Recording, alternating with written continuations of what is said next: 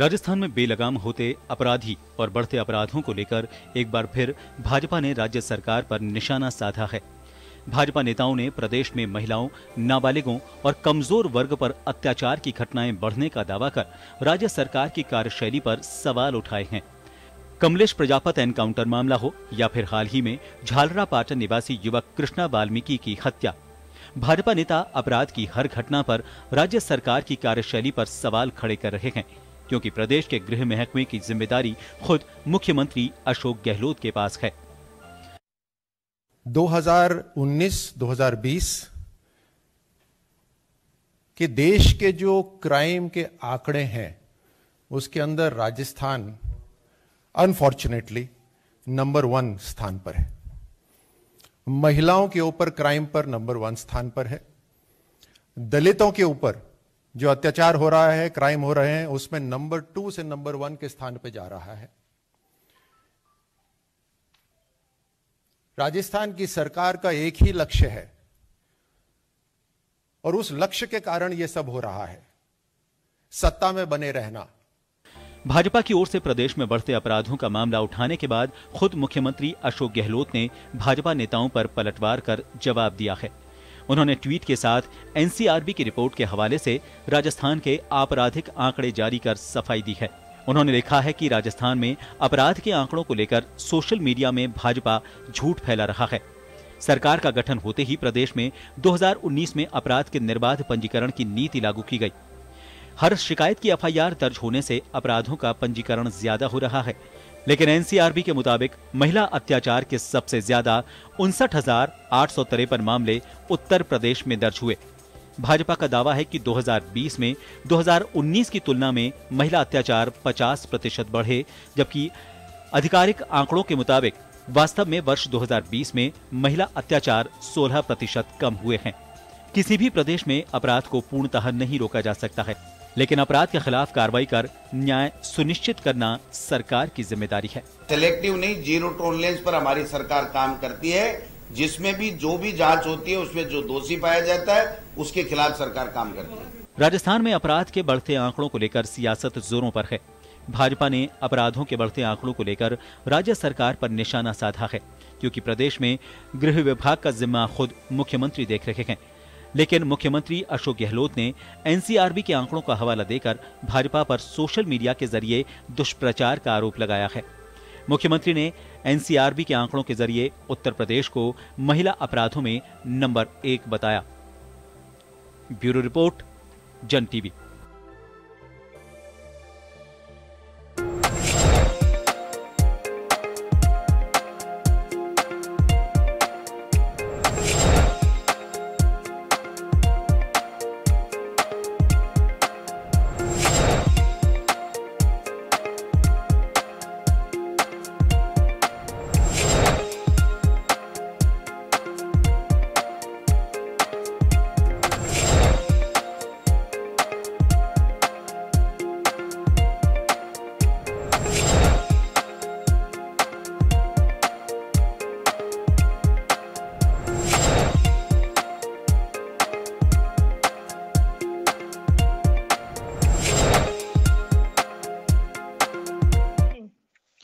नमस्कार जन टीवी में स्वागत है आपका। मैं हूं योगेंद्र, आप देख रहे हैं खास खबर। खास खबर में हम बात करेंगे राजस्थान में अपराध के आंकड़ों को लेकर। बीजेपी पिछले कुछ दिन से हमलावर है और मुख्यमंत्री ने ट्वीट के जरिए जवाब दिया है कि भाजपा भ्रम फैला रही है। बात यह है कि अपराध, महिला, किसान, बेरोजगार, महंगाई हमेशा के एक ऐसे फर्टाइल इश्यूज हैं जिनको कभी भी कोई भी झपक सकता है। लेकिन सवाल ये उठता है कि क्या वास्तव में अपराध को से निपटने के लिए वो कार्य योजना बना पाते हैं, या फिर ऐसी क्या वजह है कि जिसमें तह में जाकर के हम उसकी कमर तोड़ नहीं पाते हैं। एक बार सरकार जाती है, कुछ दिन बाद ही फिर अपराध एक बड़ा मुद्दा बन जाता है, या फिर सरकार के जो नुमाइंदे हैं उनसे भरोसा उठ रहा है। कोई तो ऐसी वजह है कि आज तक भी अपराध एक बड़ा मुद्दा बना हुआ है। सरकारों को स्पष्टीकरण देना पड़ता, विपक्ष हमलावर रहता है, अधिकारी वही होते हैं, कर्मचारी वही होते हैं, या तो फिर काम नहीं लिया जाता, या फिर ये कहें कि महज एक दिखावे के लिए मुद्दा तो बनाना ही है। दोनों तरफ से एक कोई पार्टी इसमें कटघरे में खड़ी नहीं हो सकती। जब अपोजिशन में कांग्रेस थी तो विधानसभा को ऐसे ही घेरा था, आज बीजेपी है तो बीजेपी हमलावर है। चले इसी मुद्दे को लेकर के हम चर्चा करेंगे, और बात केवल राजस्थान की नहीं है, देश के तमाम राज्यों में यही हालात हैं कि जब आप विपक्ष में होते तो वो पार्टी हमलावर होती है, जो सत्ता की कुर्सी पे होती है वो डिफेंसिव होती है कि नहीं बिल्कुल गलत है, पिछली बार ये था, अब की बार ये है। हमारे साथ इस मुद्दे पर चर्चा करने के लिए राजस्थान पुलिस सेवा के पूर्व अधिकारी योगेंद्र जोशी जी जुड़े हुए हैं, भाजपा से राखी राठौड़ जी हैं, कांग्रेस से आरसी चौधरी जी हैं। सभी का स्वागत है। मैं जोशी साहब आपके पास आना चाहूंगा एक बार। मैं ये देखता हूं कि अपराध से जुड़े मुद्दे, अब तो ये है कि अगर मीडिया में भी देखेंगे कोई इश्यू नहीं है तो चलिए अपराध का मुद्दा ही ले लीजिए, इसी पे चर्चा हो जाएगी। मुद्दा एक अपराध का ऐसा हो चुका है, इसकी तह में जाना चाहूंगा मैं, सच्चाई क्या है इसमें? देखिए योगेंद्र जी, जो अपराध है वो समाज से जुड़ा हुआ है और समाज है नागरिकों का। तो ये ऐसी दुखती रग है लोगों की कि इसको कभी भी छेड़ा जा सकता है। जिसके अंदर जैसे बलात्कार है और महिलाओं के प्रति जो अपराध है, बच्चों के प्रति जो अपराध है, उनके बारे में जैसे ही खबरें आती है तो वैसे ही समाज में चेतना जागृत हो जाती है, एकदम उद्वेलित हो जाती है जनता। तो इसलिए ये जो अपराध का जो मामला है ये हमेशा सारगर्भित और बिल्कुल ऐसा बना रहेगा, इसको आप कभी भी समाज के सामने से नहीं निकाल सकते। अब होता क्या है कि जैसे ही अपराध होने लग जाते हैं वैसे ही जो पार्टियां हैं वो भी एग्रेसिव हो जाती हैं। वो कहती है साहब हमारे समय में इस प्रकार से अपराध नहीं होते थे, अब ये अपराध होते हैं। योगेंद्र जी, मैं आपको बता देना चाहूंगा, एनसीईआरटी के जितने भी जिस प्रकार से आंकड़े आते हैं, ये आंकड़े जो वास्तविकता होती है, किस हेड में कौन सा अपराध हो रहा है, किस हेड में कौन सा अपराध किस समय में हो रहा है, इस प्रकार की जानकारी नागरिकों को नहीं मिलती है, जबकि ये जानकारी नागरिकों को मिलनी चाहिए। हम क्या देखते हैं, हम ऑन द होल देखते हैं कि साहब 2019 में कितने हैं, 2020 में कितने हैं, जून में कितने थे, मई में कितने हैं। आप देखेंगे कि ये वर्षा ऋतु, ग्रीष्म ऋतु, सर्दी, इन सबका असर भी अपराधों पर पड़ता है। ऐसा नहीं है, प्रकृति के हिसाब से अपराधों के अंदर आप देखिए, जब गर्मी होती है तो अपराधों के अंदर बढ़ोतरी हो जाएगी, जब सर्दी होगी तो थोड़े कम होंगे, बरसात होगी तो गांव के किसानों के पेड़ जुआई के वो अपराध ज्यादा होते हैं। और इस प्रकार के अपराधों के बारे में ये राजनीतिक पार्टियां अपने अपने तरीके से सोचती हैं कि हमारे समय में ऐसे अपराध कम हुए। मुझे बताओ योगेंद्र जी, आज तक किसी भी राजनीतिक पार्टी की सरकार ने ये कहा है क्या कि हमारे समय में अपराध बढ़े हैं? मैंने तो पूरे देश में कोई ऐसी स्टेट नहीं है जिसने ये कहा हो कि नहीं साहब हम क्षमा मांगते हैं जनता से, हमारे समय के अंदर अपराध बढ़े हैं। सारे के सारे अपराध कम हो रहे हैं। मैं इंचार्ज था, थाने में, पुलिस में था, तब भी अपराध कम करने का प्रयास करते थे। आंकड़े की जो पैंतराबाजी है वो करने का सब प्रयास करते हैं, नीचे से लेके ऊपर तक अपराधों को छुपाते हैं। वास्तविक अपराध बिल्कुल सामने नहीं आते। इसी वजह से ये राजनीतिक दल अपराधों के बारे में जो बाजीगरी है वो करते रहते हैं, एक दूसरे के ऊपर आक्षेप लगाते रहते हैं। जी राखी जी, हकीकत और मुद्दा दोनों चीजों में बड़ा अंतर है। मैं एनसीआरबी की कुछ हिस्ट्री भी पढ़ रहा था, मुख्यमंत्री जी ने उसमें उल्लेख भी किया है। उसमें दो चीजें कही हैं, एक तो किसी राज्य से तुलना नहीं करनी चाहिए क्योंकि अपराध के आंकड़े उस राज्य की नीति और उसका इम्प्लीमेंटेशन, उस पर भी बहुत कुछ डिपेंड करता है कि क्या पॉलिसी है वहां पे। मुख्यमंत्री ने दावा किया है कि हमने एफआईआर 2019 से ही एफआईआर कंपल्सरी एफआईआर, अगर कोई जाता है तो उसकी एफआईआर दर्ज होनी चाहिए। उस लिहाज से आंकड़े बनने ही हैं। बात यह है कि जांच के बाद में जो डिस्पोजल हो रहा है उस पर गौर करना चाहिए, ये सरकार का कहना है। तो बीजेपी बेवजह इसे मुद्दा बना रही है और भ्रम फैला रही है। देखिए, अपराधों का जिस तरह से स्थिति राजस्थान के अंदर है, एक्टिव विपक्ष की तरह हमारा दायित्व भी बनता है कि सरकार को इसके लिए चेताएं। जो भी कार्य योजना बनानी है वो सरकार को ही बनानी है, लेकिन हमारा जो दायित्व है वो हम हमेशा से निभाएंगे और निभाते रहे हैं। जिस तरह से एनसीआरबी की रिपोर्ट में कंपैरिजन की बात की है, आपने देखा मुख्यमंत्री जी ने खुद ट्वीट करके कंपैरिजन किया और ये कहा कि राजस्थान के अंदर तो लगभग 42,000 केसेस दर्ज हुए हैं और यूपी के अंदर जबकि 60,000 के आसपास केसेस दर्ज हुए हैं। तो ये कंपैरिजन तो मुख्यमंत्री जी खुद कर रहे हैं, जबकि आप जानते हैं योगेंद्र जी कंपैरेबल नहीं है। कंपैरेबल इसलिए नहीं है क्योंकि राजस्थान की जनसंख्या और यूपी की जनसंख्या में 3 गुने का फर्क है। यहाँ पे जहां 7 करोड़ लोग हैं वहां 23 करोड़ लोग हैं। तो उसी अनुपात में आप अगर निकालेंगे तो राजस्थान के अंदर जो क्राइम रेट रही वो 300% ज्यादा है यूपी से।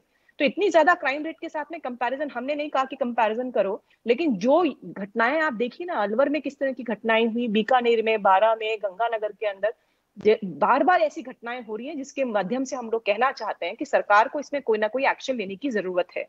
मोटी बात यह देखिए कि लगातार अपने देखा 2.5 साल के अंदर लगभग 31-32 महीने हो गए सरकार के गठन को, लेकिन अभी तक कोई गृह मंत्री जो है राजस्थान के अंदर प्रॉपर हमें नहीं मिल पाया। गृह मंत्री अंदर बैठे हुए मुख्यमंत्री जी से समीक्षा बैठक करते हैं, उससे कुछ नहीं होता। आप जाएं बाहर जाकर के ऑफिस स्थानों के अगर निरीक्षण करें तो जनता में एक विश्वास, योगेंद्र जी ने बिल्कुल सही कहा कि अपराध बिल्कुल चले, लेकिन अंकुश करने के लिए, उनको कंट्रोल करने के लिए लगातार प्रयास जो है सरकारों द्वारा किए जाते हैं। एक मिसाल तो कायम करनी पड़ेगी कि भाई इस तरह से हम करेंगे तो हमें ये प्रॉब्लम्स हो सकती हैं। तो सरकार का ये दायित्व है, उसी के लिए लगातार हम लोग जो है वो काम कर रहे हैं। जी, आरसी चौधरी साहब, स्थायी गृह मंत्री हो तो राजस्थान में कुछ राहत मिले, ये बीजेपी का कहना है। एक मैसेज तो जाएगा नो डाउट। जी योगेंद्र जी, सबसे पहले तो भारतीय जनता पार्टी ने कहा कि एक स्थायी गृह मंत्री होना चाहिए। भारतीय जनता पार्टी खुद अपने केंद्रीय मंत्रिमंडल का विस्तार 2.25 साल बाद में हो पाया। कितने उसके अंदर मंत्री हो सकते थे और तमाम किस तरह की बातें थी, क्या ये काम की समीक्षा के आधार पे कर रहे हैं या किस आधार पे उन्होंने मंत्रियों को हटाया? अगर ये कहें कि पूर्ण जो लोग थे, जो 12 इन मंत्रियों को हटाया, तो क्या इस आधार पर हटा था कि वो अपने काम को सही अंजाम तक नहीं पहुंचा पाए थे? ये भारतीय जनता पार्टी के नेता बता पाएंगे, क्योंकि मीडिया पे तो वहां पे लग रहा था कि ये इतने एससी के हैं, इतने एसटी के हैं, इतने ओबीसी के हैं, जाति समीकरण जिस प्रकार से बता रहे थे और गवर्नेंस कोई मुद्दा नहीं, इन्हें चुनाव के लिए जो सामाजिक समीकरण होने चाहिए उस हिसाब से उनके आंकड़े आ रहे थे। इन्होंने तो विस्तार करके एक बार चर्चा बंद कर दी, आप लोग भी कर दीजिए। निश्चित रूप से योगेंद्र जी, जो भी चीजें की, वो जो चर्चा की उन्होंने, जो चुनाव किए, तो उसके पीछे की जो चर्चा थी, उसके पीछे की मंशा है, वो भी देश ने जाना कि किस प्रकार से उत्तर प्रदेश उन्हें चेतावनी के तौर पे नजर आ रहा है, किस प्रकार से 5 राज्य जो चुनाव होने वाले हैं मुद्दे पर विचार करना पड़ा। लेकिन आज भी सत्ता केंद्रित है और वहां पे जो नेता है वो दूसरे गौड़ है। अगर समीक्षा के आधार पर होता तो निश्चित रूप से देश के रक्षा मंत्री को उठाना चाहिए था, देश की वित्त मंत्री को उठाना चाहिए था, देश के गृह मंत्री को उठाना चाहिए, तमाम सब चीजें थी। लेकिन राजस्थान के आंकड़ों पे लौटे, आंकड़ों पे, राजस्थान में अपराध के आंकड़ों पे लौटे। राजस्थान के आंकड़ों को लेकर जो आपने चर्चा शुरू की, जिस प्रकार से योगेंद्र जी ने कहा कि समाज का एक हिस्सा है, समाज में किस प्रकार से समाज की भागीदारी रहती है, माननीय मुख्यमंत्री ने जिस ट्वीट को लेकर किया था, मैं ये कहना चाहूंगा कि भारतीय जनता पार्टी के नेता निश्चित रूप से विपक्षी भूमिका निभाते तो अच्छा लगता, लेकिन भारतीय जनता पार्टी के नेताओं ने राजस्थान की 7.5 करोड़ जनता को जिस प्रकार से शर्मसार करने का काम किया। जो एक केंद्रीय मंत्री है शेखावत साहब, उन्होंने एक ट्वीट किया कि ये ना सीरिया है ना आईएसआई का राज है, ये राजस्थान है। हाँ, राजस्थान है, यहाँ पे कानून का राज है, इसीलिए जिन्होंने जो अंजाम दिया, उनके जो अपराधी हैं वो आज जेल की सलाखों के पीछे हैं। ये राजस्थान है जहाँ पे कानून का राज चलता है। ऐसा नहीं कि दुष्कर्म पीड़िता न्याय के लिए घूमती रहे और उसके परिजनों को ट्रक के द्वारा कुचल दिया जाए। ऐसा नहीं कि दुष्कर्म पीड़िता न्याय के लिए मांगती रहे और आधी रात को आईजी का ऑफिस खुले और वहां पे जाके सिर्फ आ जाएं। ऐसा नहीं कि पुलिस के द्वारा आधी रात को दुष्कर्म पीड़िता का अंतिम संस्कार कर दिया जाए। उन्होंने जो बात कही थी, मैं एनसीआरबी की डाटा सबके पास में है, मैं आपके दर्शकों को कहना चाहूंगा कि एनसीआरबी के तमाम डाटा देखे जाए। उसके अंदर हत्या का, दहेज हत्या, अपहरण, दंगे, जघन्य अपराध, दुष्कर्म के बाद में हत्या, ये तमाम जो आंकड़े हैं, उन आंकड़ों के अंदर बहुत से राज्य, ना सिर्फ उत्तर प्रदेश, बहुत से राज्य हमारे से आगे हैं। उनके अंदर अगर आप ये कहें कि दुष्कर्म के बाद में हत्या, तो उत्तर प्रदेश है, कर्नाटक है, मध्य प्रदेश है, तेलंगाना है, ये राज्य हमसे बहुत आगे हैं। ना सिर्फ एक पर पॉपुलेशन पे बताएं। और जो मुख्यमंत्री जी ने डाटा दिया, मुख्यमंत्री जी ने कहा भारतीय जनता पार्टी अपनी ट्रोल आर्मी के द्वारा कह रही है कि देश के अंदर सबसे ज्यादा जो आंकड़े हैं वो राजस्थान के अंदर है, जबकि एनसीआरबी की डाटा तो आप भी देख लीजिए योगेंद्र जी और अपने दर्शकों को बताइए। जो मुख्यमंत्री जी ने कहा था 59,853 आंकड़ों के साथ में उत्तर प्रदेश नंबर 1 पे है तो है, बिहार नंबर 2 पे है तो है, ये नहीं स्वीकार करने का कुशल प्रयास करते हैं और ये राजनीति के लिए सिर्फ आरोप और प्रत्यारोप राजनीति करते हैं, ये हमें अच्छा नहीं लगा। आप रही बात दूसरी कि महिलाओं के लिए राजस्थान पुलिस ने कैंपेन चलाया, आवाज कैंपेन चलाया, जिसके द्वारा ये कहा गया कि जो भी दुष्कर्म पीड़िता है वो थाने तक पहुंचे और उसको न्याय मिले। ये पुलिस की मंशा है। माननीय मुख्यमंत्री ने संवेदनशीलता के साथ में संदेश दिया कि हमें आंकड़ों पे नहीं जाना, हमें अपराधियों को सलाखों के पीछे पहुंचाना है। इसी के साथ में मैं ये कहूंगा कि आप ये बातें करेंगे, लेकिन योगेंद्र जी सरकार क्या कर सकती है वो मैं आपके सामने एक छोटी सी बात के रखना चाहूंगा। मैं ये कहना चाहूंगा कि राजस्थान में कांग्रेस की सरकार थी 2011 के अंदर, तो राजस्थान प्रतिकर कानून अधिनियम लेके आई, महिलाओं की सुरक्षा के लिए राजस्थान सरकार लेके आई 2011 में। 2012 में केंद्र में यूपीए की सरकार थी, पॉक्सो कानून लेके आई नवंबर 2012 में, और उस पॉक्सो कानून को राजस्थान की विधानसभा में 2013 में पारित करके राजस्थान में लागू किया गया।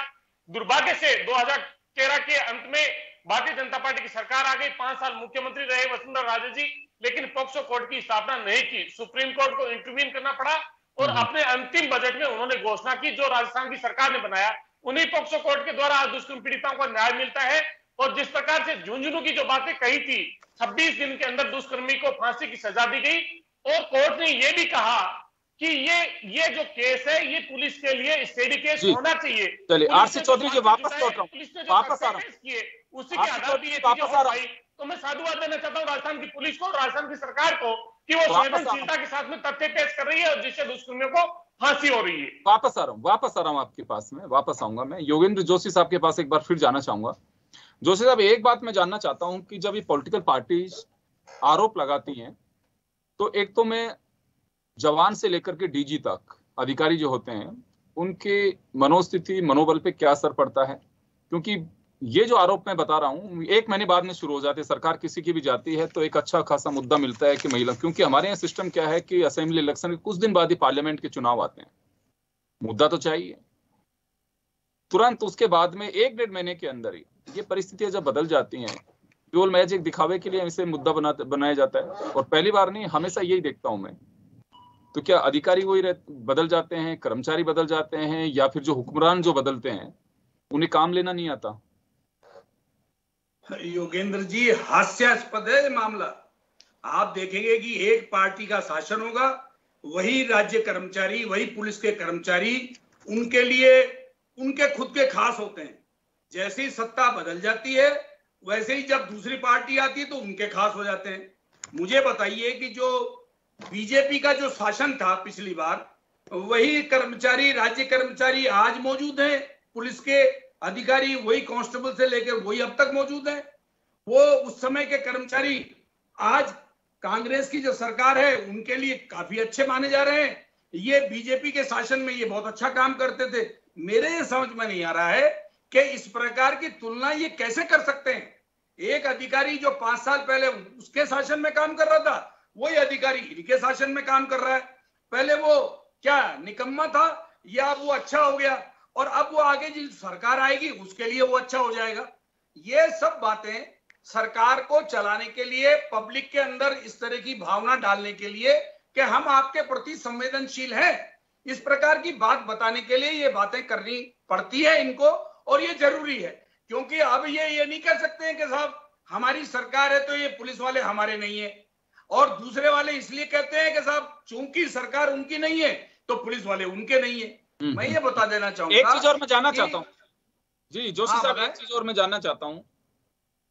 किसी भी विभाग का मुखिया, यानी कि जो डिपार्टमेंट होता है उसका मुखिया, अभी जैसे राखी जी कह रही थी कि इनके पास तो इतनी फुर्सत नहीं है कि होम मिनिस्टर तक नहीं है, गृह मंत्री किसी भी, यानी कि गृह विभाग का मुखिया एक मिनिस्टर होता है, मॉनिटरिंग में कोई कमी आती है? अगर सीएम खुद अपने पास में रखती है ज्यादा फायदा मिलता है, या फिर गृह मंत्री फुल टाइम होता है तो उससे ज्यादा बेनिफिट मिलता है कि आप ज्यादा डायलॉग कर सकते हैं? देखिए योगेंद्र जी, मैं इसके अंदर ये इतनी प्रतिक्रिया व्यक्त करूंगा कि इससे कोई फर्क पड़ता नहीं है। क्यों ऐसा क्यों? कोई गृह मंत्री है अथवा नहीं है।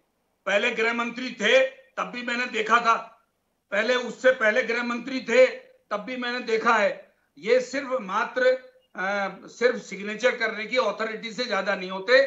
सीएम से ही गृह मंत्रालय चलता है, चाहे वो किसी भी पार्टी का सीएम हो। कभी भी गृह मंत्री किसी सिपाही से लेकर के आईपीएस का स्थानांतरण नहीं कर सकता, न उसको कोई अधिकार है। गृह मंत्री सिर्फ अपने सजेशन दे सकता है, बाकी निर्णय तो मुख्यमंत्री के ही यहां से होते हैं, चाहे किसी के भी ट्रांसफर के हों।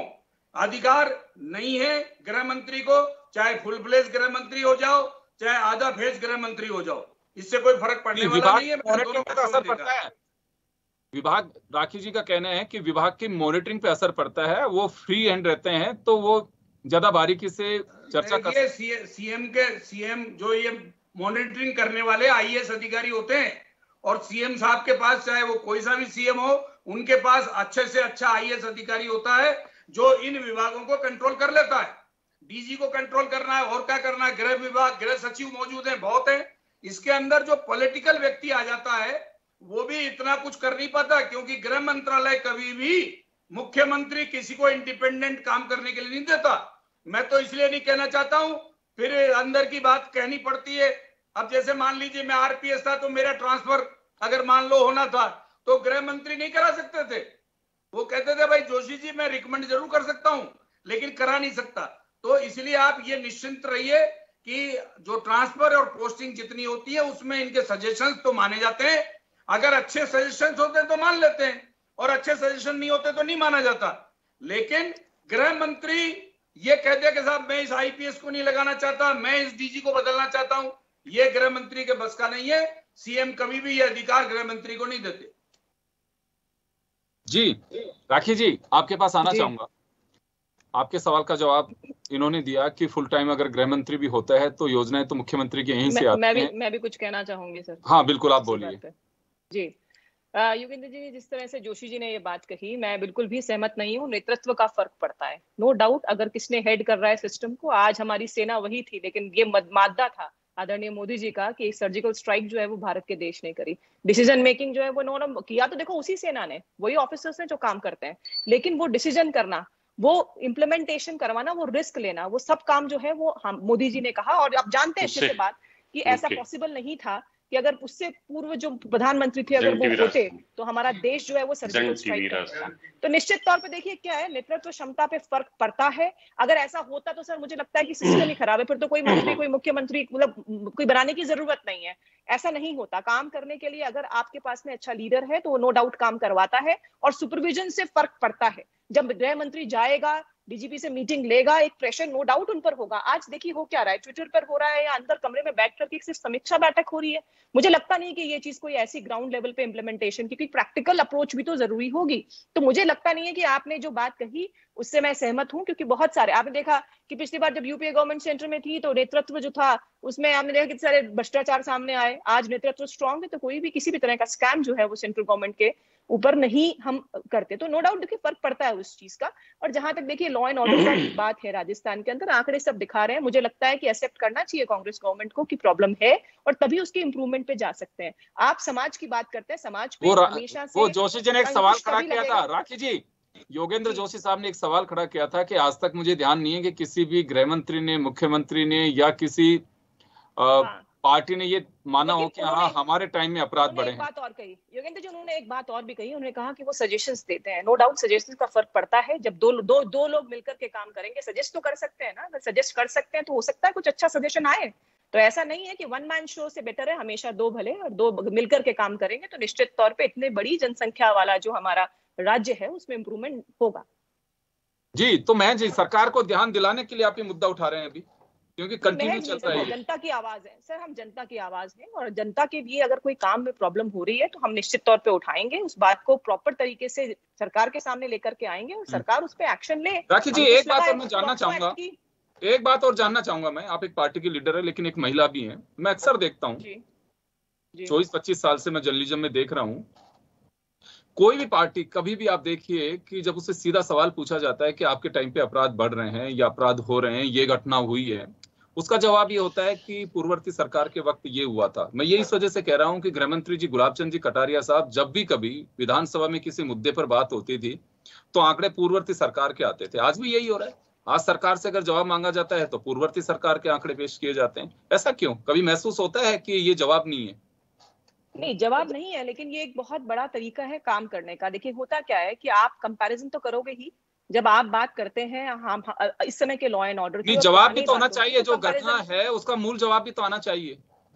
बिल्कुल जवाब, बिल्कुल नो डाउट आना चाहिए। जो भी घटना अगर कभी भी समाज में होती है तो उसको कोई भी ये नहीं कहता कि सही चीज है, लेकिन बात ये है कि कंपैरिजन तो होंगे। दो अलग अलग बातें हैं कंपैरिजंस की बात आपने कही और एक जवाब की बात कही, तो कंपैरिजंस तो नो डाउट होंगे। जब हम काम करते हैं और दो बच्चे भी अगर किसी कक्षा में हैं तो उनके मार्क्स की कंपैरिजन अपन करते ही हैं, तो कंपैरिजन करना नो डाउट लोकतंत्र के अंदर कोई प्रॉब्लम नहीं है। लेकिन बात ये है कि वो जो इशू अराइज हो रहा है उसको सोल्यूशन के लिए सरकार कितनी प्रयास कर रही है। अपराध मैं मानती हूँ कि समाज का एक, तो अभी क्या लगता है कि अभी वर्तमान सरकार प्रयास नहीं कर रही है?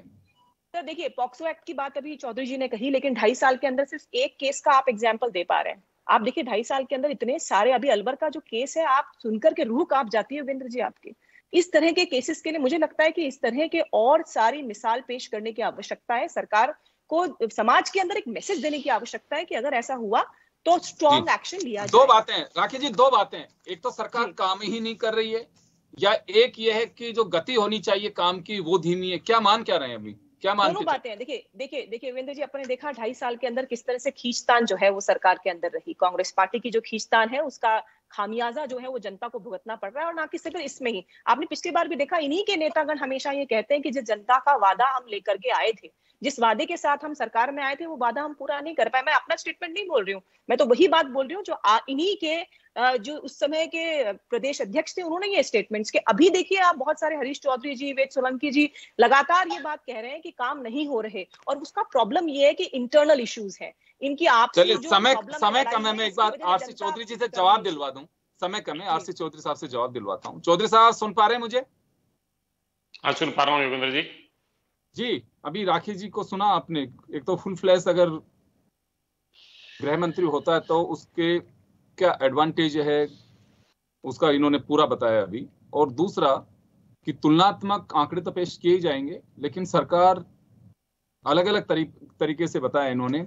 मोदी साहब को उदाहरण दिया है कि नेतृत्व का बड़ा फर्क पड़ता है। योगेंद्र जी, मैं कहना चाहूंगा निश्चित रूप से तमाम सब चीजें होनी चाहिए, लेकिन जो इन्होंने जो बात कही उसी बात का मैं जवाब देना चाहूंगा आपको कि क्या होता है कि मोदी जी के समय में सर्जिकल स्ट्राइक का जिक्र करते हैं, लेकिन चाइना जब अतिक्रमण करके हिंदुस्तान की जमीन को हथिया लेता तब ये नहीं कहते, तब ये कहते हैं कि वो मोदी जी के कारण नहीं, राजनाथ जी की नाकामी रही। उन्हें कहना चाहिए था 20 सैनिकों की शहादत हो जाती, लेकिन देश के प्रधानमंत्री 20 घंटे तक मौन रहते हैं। इससे बड़ा दुर्भाग्यपूर्ण कुछ नहीं हो सकता। जिस प्रकार से सत्ता केंद्रित है ये पूरा देश और दुनिया जानती है कि 2 लोग वहां पे पूरे सेंट्रलाइज थे। मैं ये कहना चाहूंगा, राजस्थान के मुद्दे पे आ जाते हैं, राजस्थान की बात करते हैं। सबसे महत्वपूर्ण ये होना चाहिए कि सरकारों ने क्या किया। मैं ये कहना चाहूंगा कि महिला सुरक्षा को लेकर सरकार ने क्या कदम उठाए। योगेंद्र जी, पुलिस अधिकारी बैठे ये जानते हैं कि सबसे आसान काम है, आंकड़ों को अगर कम करना है तो केस दर्ज ही ना कीजिए, लेकिन सरकार ने सबसे पहले ये कहा कि केस दर्ज होना चाहिए, एफआईआर प्राथमिकता के साथ में दर्ज होना चाहिए। और इससे पहले 1,82,000 इस गासे के द्वारा मुकदमे दर्ज हुए थे भारतीय जनता पार्टी के दौरान। और एक मुख्य समाचार पत्र का लीडिंग खबर थी, फ्रंट पेज की खबर थी। आप चाहे तो मैं उसको दिखा सकता हूं, लेकिन तथ्य नहीं रहेगा। मैं ये कहना चाहूं कि अगर सरकार ये चाहती है कि आंकड़ों का कोई दिक्कत नहीं, अपराधियों को सजा मिलनी चाहिए, और इन बातों को लेकर सरकार ने संवेदनशीलता के साथ में काम किया। राजस्थान की पुलिस ने कैंपेन चलाया कि कोई भी दुष्कर्म पीड़िता हो आइए। 44% रजिस्ट्रेशन इस प्रकार के हुए जो प्रमाणित नहीं पाए गए, लेकिन कोई एक भी दुष्कर्म हुआ हो तो 99 के साथ में एक अपराधी बचना नहीं चाहिए। ये सरकार मोटो लेके चली और सफलता मिली। आज हम ये कहना चाहते हैं, ये जो बात कर रहे हैं, मैं ये कहना चाहूंगा कि दुष्कर्म पीड़िता का फिंगर टेस्ट होता था, टू फिंगर टेस्ट होता था मेडिकल के अंदर। योगेंद्र जी बताएंगे, उसको अगर बैन करने का और बंद करने का कोई काम किया तो किसने किया? कांग्रेस की सरकार ने किया। तमाम जो एक्ट लेके आए, कानून लेके आए जिससे महिला को सुरक्षा मिले, कांग्रेस की सरकार ग्राउंड लेवल पे क्या है सर वो बता दें। किसने दिखाई? कांग्रेस की चलिए। और मैं ये कहना चाहूंगा कि ऐसा गृह मंत्री कहीं नहीं होना चाहिए जो राजस्थान की विधानसभा में कहे। आरसी चौधरी जी, देखिए, आरोप लगाना और उससे बचना दोनों में कोई खास फर्क मुझे महसूस नहीं हो रहा, लेकिन दूसरा कड़वा सच है। मैं ये कहना चाहूंगा राखी जी, आप भी और आरसी चौधरी साहब, आप दोनों को मैं बता रहा हूं, सरकारें कहीं पे भी हो, सच्चाई यही है कि अपराधों के प्रति कोई सरकार गंभीर नहीं है। ये कहने में मुझे बड़ा तकलीफ हो रही है। इसकी बानगी देता हूं मैं आपको। निर्भया फंड बनाया गया, आप लोग अपने अपनी सरकारों से पूछ लेना कितना खर्च होता है। मैं बता सकता हूं, मैं तथ्य रख सकता हूं, 5 साल के आंकड़े रख दे, हम बता देंगे। और फंड निर्भया फंड के ये हकीकत है, प्लानिंग सरकारों के पास में निर्भया फंड को हम चर्चा करना चाहता हूं, लेकिन यहाँ पे तो यही कहा जा सकता है कि सरकारें चाहे किसी की भी हो, महज एक आंदोलन करने के नाम पर केवल महिलाओं का उपयोग किया जा सकता है। महिला आंकड़ों का उपयोग किया जा सकता है, सच्चाई कोसों पर है, सरकार ऐसा ही करती है, कोसों पर है। ऐसा ही करती है तो सरकार की जवाबदेही और जिम्मेदारी के साथ में क्यों आगे बढ़ेंगे लोग? चाहिए आरसी चौधरी साहब, होनी चाहिए। हर सरकारों की स्थिति यही है। मैं पूरे राज्यों की स्थिति पढ़ रहा था अभी, बड़े चौंकाने वाले हालात हैं। निर्भया फंड को हम उपयोग नहीं कर पाते हैं, और सच्चाई ये, हल्ला चाहे कोई कितना भी मचाए, आज आप सत्ता में बैठे हुए हैं, आप अपनी बात कहेंगे, बिल्कुल जवाबदेही है। आज बीजेपी अपोजिशन में, राजस्थान में बीजेपी हमलावर है, लेकिन कहानी यही है कि अबला तेरी यही कहानी, आंचल में दूध और आंख में पानी, भैया यही रहने वाला है। केवल हल्ला करेंगे, हल्ला से कुछ नहीं कर सकते। जब जवाबदेही आती है तो विधानसभा में देखता हूँ अक्सर क्या हालात रहते हैं, एक सवाल का जवाब ठीक से कोई मंत्री नहीं दे पाता है, खासकर अपराधों को लेकर के। इधर उधर की बातें करते हैं, अगर ऊपर से कोई अपना उससे बात नहीं कर, जो अधिकारियों ने लिख करके दे दिया वही जवाब रटाया देते हैं, बहुत अच्छे से देखते हैं हम। तो ये सब कहानी बनाना और केवल आंदोलन खड़े करना या फिर हम बचाव करना बहुत सहजता के साथ में है। सच्चाई कोसों दूर है, आप उससे ज्ञान वर्धित करिए, उसमें तय में जाने की कोशिश करिए। मुझे लगता है कि जब ये हालात सुधरेंगे, हल्ला मचाने से नहीं होगा, सूरत भी बदलनी चाहिए। बहुत बहुत शुक्रिया आप सभी का। खास खबर में इतना ही, दीजिए इजाजत, नमस्कार।